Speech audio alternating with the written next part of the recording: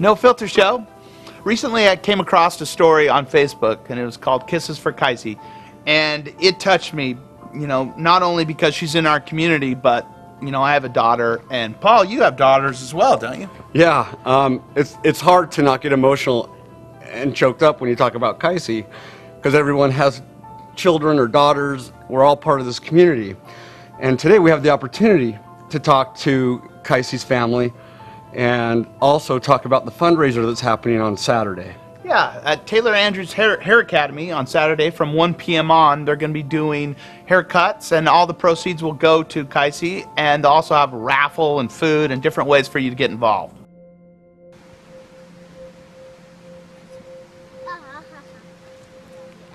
You're bleeding.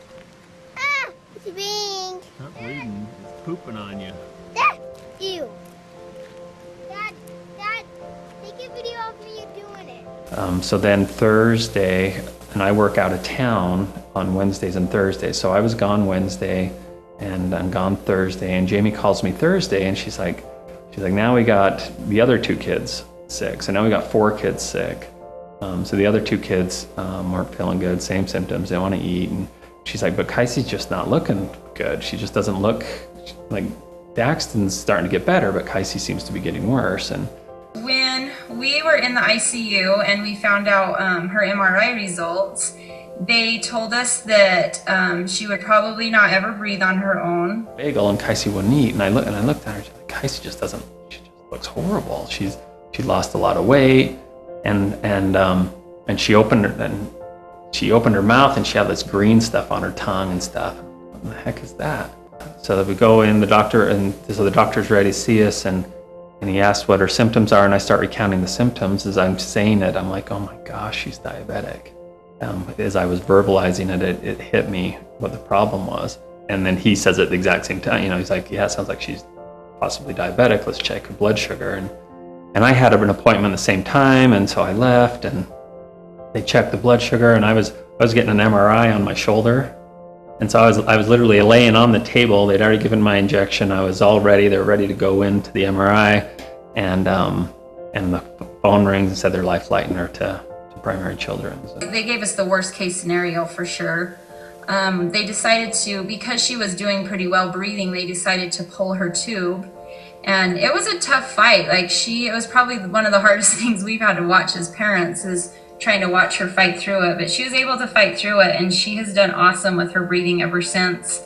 Jamie got on the plane with Kycie, and they took off, and I got in the truck and headed to Salt Lake, and about Cedar City, about Parowan, I got a phone call from Jamie, and she said that they had landed and they were in the ambulance, and Kycie had a seizure, or was having a seizure at the time. And of course, you don't know what to, driving, you're like, what do you do? I'm in Parowan. There's just little small simple things, as far as, she goes to the bathroom, on her own, and that's something that the mind controls, and so that's something that they didn't know if she would do. And making little movements, as far as, she kind of has to still be prompted to move, but when we're in therapy and they do different things with her arms and legs, they can do a little tickle on her arm or prompt her, and she'll make that movement that they didn't expect her to make. A couple nights ago, she started to cry for the first time, and that was kind of a shock. I was actually holding her, and she just, she started to cry, and I didn't know whether to laugh or to cry, or you don't know what emotion to have, because you don't know, why she's doing it. And so we've talked to a couple nurses and doctors, and they were so excited to hear that. It's huge. It's a big thing. They said as hard as it is to watch that as a parent, it means that the brain is healing. Can we see Kycie? Is she around? Yes. Okay. Yep.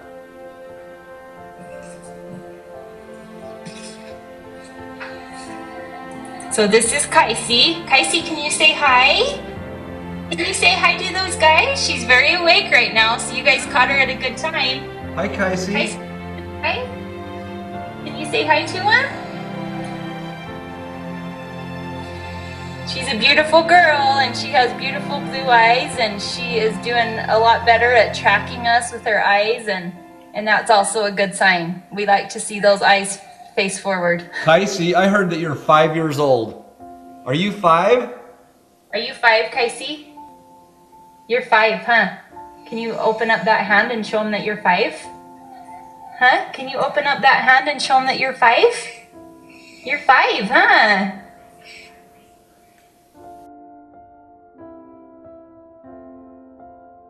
So it says, love you mostest infinity. Her and her dad would kind of get a conversation going back and forth, and she would say, I love you more, you know, and he would say, I love you most, and then she would say, I love you mostest times 10, and he would say, I love you mostest times 100, and because he knows his numbers better, he could always win.